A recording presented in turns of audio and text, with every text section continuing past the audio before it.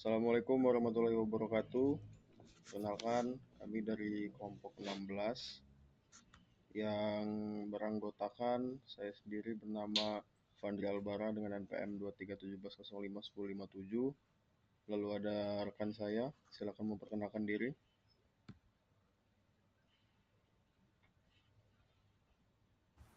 Perkenalkan, nama saya Dimas Julfadri dengan NPM 23170510076.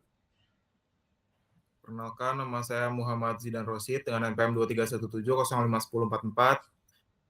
Perkenalkan, nama saya Muhammad Rizky Prataman dengan NPM 23170510008. Perkenalkan, nama saya Syakir Ahmad dengan NPM 2317051084. Pada kesempatan kali ini, kami akan mempresentasikan hasil kerja kami, yaitu portal analitik dan mesin pencari opini publik berbasis TF-IDF dan Cousin Similarity dengan studi kasus sentimen warganet TikTok terhadap kontroversi Lomba Cerdas Cermat 4 Pilar MPR RI 2026.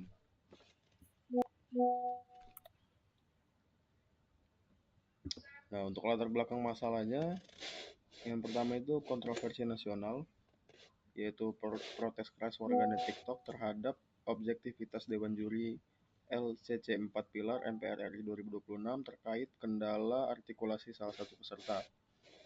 Lalu, opini publik, yaitu ribuan opini tersebar secara acak di puluhan portal berita TikTok tanpa struktur yang jelas. Lalu, keterbatasan akses, tidak adanya sistem untuk mengekstraksi, memetakan, dan menelusuri data opini spesifik secara efisien dari tumpukan komentar bising. Lalu untuk solusinya, yang pertama menawarkan mesin pencari spesifik untuk membangun portal pencarian cerdas untuk temu kembali dokumen semantik. Lalu ada teknologi tanpa API instan yang beroperasi mandiri menggunakan pipeline information retrieval murni dari nol dengan manfaat mampu menyortir, menganalisis, serta mengurutkan relevansi ribuan opini secara real-time dan ilmiah. Untuk arsitektur dan teknologi sistemnya, yang pertama ada information retrieval, mengimplementasikan algoritma TF-IDF murni dibangun dari awal tanpa package instan, serta evaluasi relevansi menggunakan Cousin Similarity. Lalu ada natural language processing, menggunakan pipeline NLP khusus bahasa Indonesia dengan library sastrawi untuk menjamin proses stop word removal dan stemming berjalan akurat. Lalu ada front end dan dataset, dibangun menggunakan dashboard interaktif Streamlit dengan visualisasi interaktif Plotly, mengolah dataset rujukan sebanyak 1.898 komentar dari 13 portal berita di TikTok. Nah, untuk dataset ini sendiri, kami mengambil dari website epify.com dengan tools TikTok Scraper.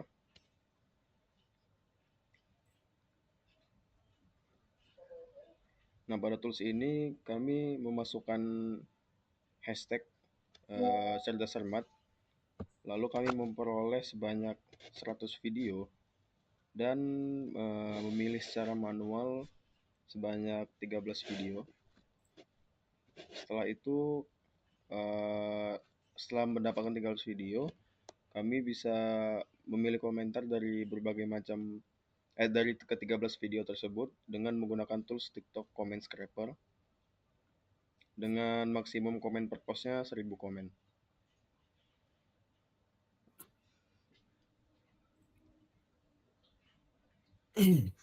Sehingga kami mendapatkan 1.898 komentar dari 13 portal berita TikTok. Terima kasih. Selanjutnya, silakan dilanjutkan. Selanjutnya ada alur preprocessing-nya. Nah, yang pertama itu data cleansing. Dia menghapus noise platform seperti tag, emoji, link, lalu via ekspresi reguler. Yang kedua ada case folding, mengubah seluruh teks opini menjadi huruf kecil, lowercase, untuk menyeragamkan pencocokan term. Lalu ada yang ketiga stop word removal, dia membuang kata hubung dan makna seperti dan, di, yang, menggunakan sastrawi dan kamus custom. Lalu yang keempat, stemming dan tokenization, dia mengubah kata berimbuhan ke dasar seperti menilai menjadi nilai dan memecah teks menjadi kepingan token. Nah, lalu di sini ada Process Information Retrieval Type IDF, dan Analisis Sentiment TikTok. Nah, di sini ada library-nya dulu, lalu ada load data dan pemeriksaan awal. Di sini ada total dokumennya itu 1898. Lalu yang kedua ada text preprocessing menggunakan Python sastrawi. Jadi contoh dokumen itu setelah processing seperti kata ku. Lalu yang ketiga, algoritma pembobotan term frekuensi inverse dokumen frekuensi, yaitu TF-IDF. Nah, di sini dia mengukur ukuran kosakatanya. Di sini ada 1924. Lalu yang keempat ada vector space model dan Cousini similarity. Jadi di sini untuk uji coba pencariannya. Nah, di sini pencariannya untuk query juri tidak cermat. Lalu yang terakhir, evaluasi ilmiah dengan mean average precision atau MAP. Dengan hasil evaluasi query-nya seperti berikut, lalu menghasilkan mean average precision map-nya 0,449. Oke, selanjutnya ada pemodelan TF-IDF dan ruang vektor. Jadi untuk konsep pembobotan teks, jadi ada 3. Yang pertama itu ada term frekuensi. Itu adalah untuk menghitung frekuensi atau seberapa sering suatu kata kunci muncul di dalam sebuah komentar TikTok warganet. Kemudian ada inverse dokumen frekuensi. Jadi itu adalah secara cerdas untuk memberikan bobot tinggi pada kata unik, yaitu artikulasi, tunarungu, dan mereduksi kata yang terlalu umum. Kemudian ada transformasi vektor. Ini adalah sistem untuk mengubah teks opini publik yang bising dan acak menjadi bentuk matriks angka berdimensi tinggi agar bisa diproses komputer. Selanjutnya yang kedua ada nilai jual sistem. Jadi yang pertama itu ada pengembangan mandiri. Itu adalah sebuah algoritma TF-IDF yang dirancang penuh dari awal from scratch untuk menggunakan struktur data dictory bawaan Python. Kemudian ada tanpa library instan. Ini adalah sistem sama sekali tidak mengandalkan package pihak ketiga seperti scikit-learn. Kemudian ada keunggulan akademisnya, yaitu adalah membuktikan pemahaman komputasi dasar dan fundamental dalam arsitektur sistem temu kembali informasi.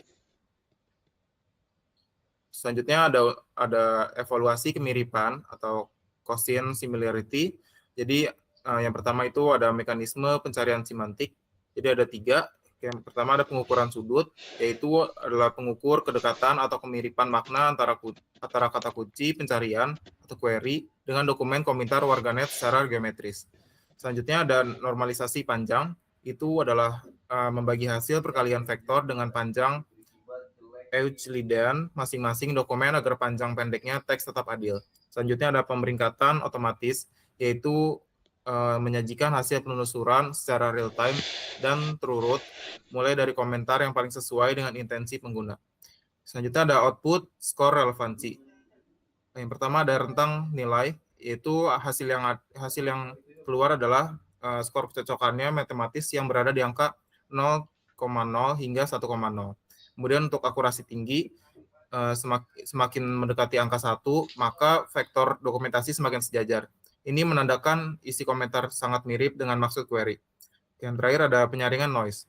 Ini adalah untuk memastikan dokumen opini yang tidak menyambung, seperti skornya itu mendekati 0, dan otomatis terlempar ke urutan paling bawah.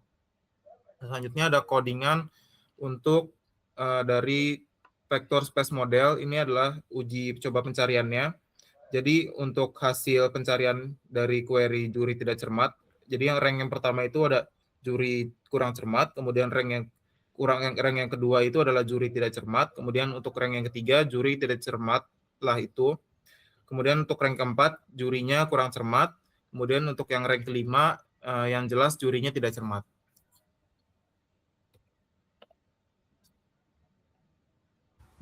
Lalu di sini ada fitur media analytic dashboard. Yang pertama ada integrasi interface. Framework modern. Dashboard interaktif dikembangkan menggunakan platform Streamlit dengan kustomisasi UI yang bersih. Visualisasi dinamis, yaitu menyajikan grafik analitik berbasis data makro yang responsif menggunakan library Plotly.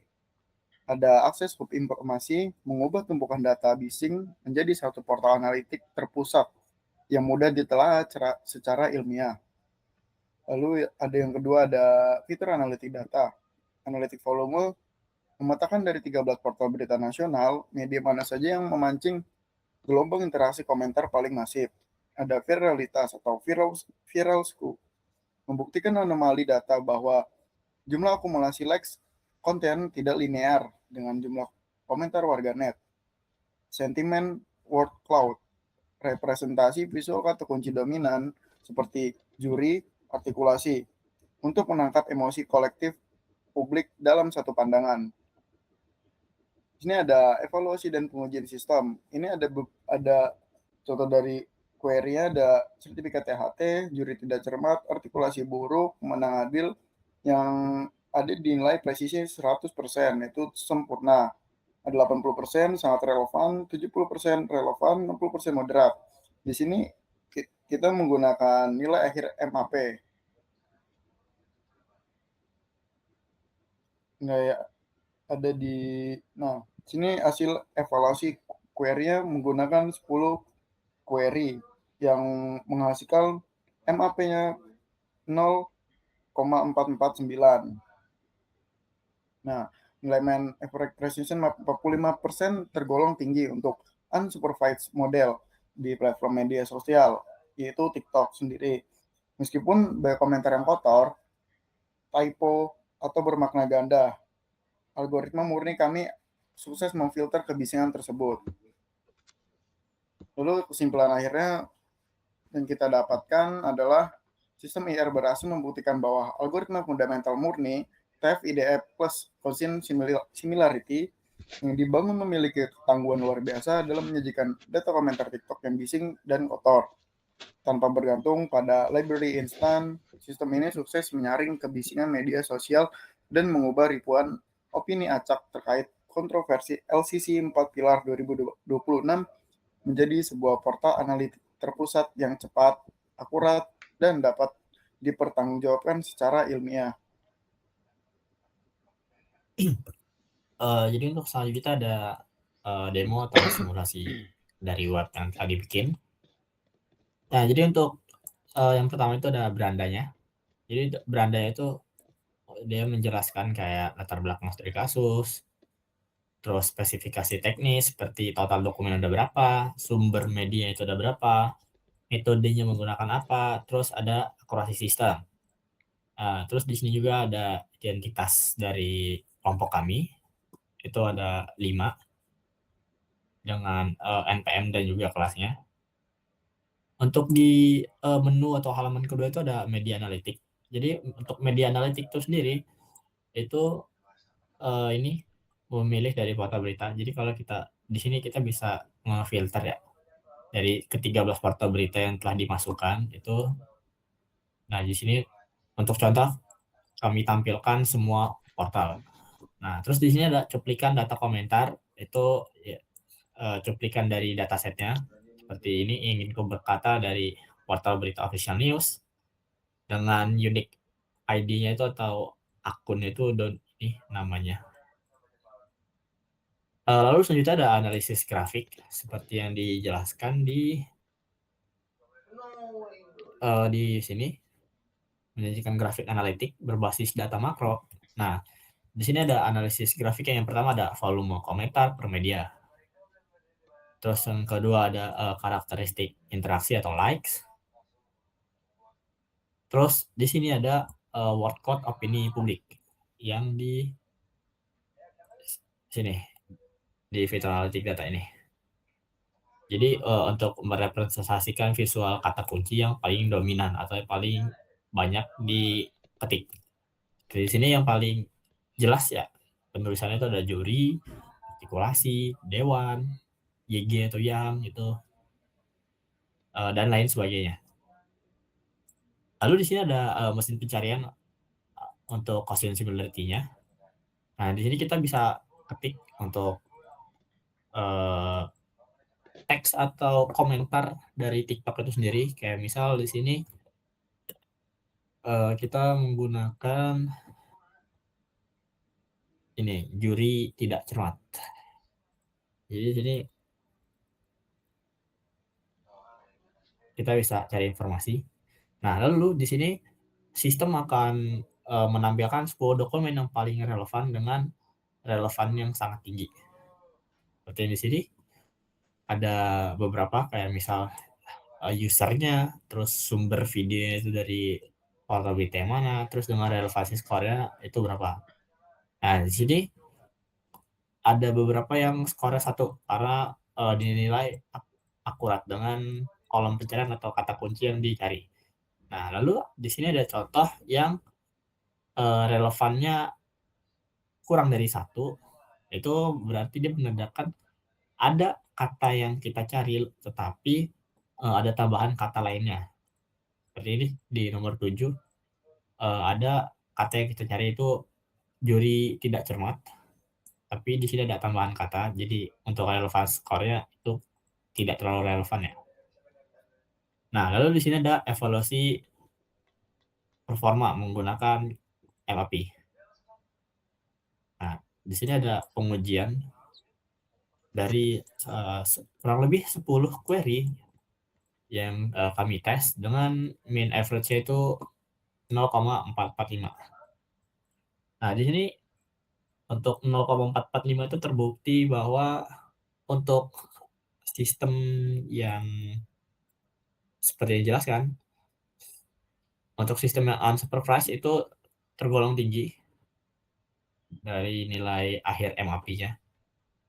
Karena murni untuk memfilter kebisingan dari komentar yang kotor, tipe, dan bermakna ganda atau slang, seperti menggunakan stiker dan lain-lain. Mungkin kurang lebih itu untuk simulasi webnya itu sendiri. Saya kembalikan ke moderator. Ya mungkin untuk penjelasan website dan materi dari PowerPoint-nya cukup sekian. Jika ada kesalahan kami mohon maaf.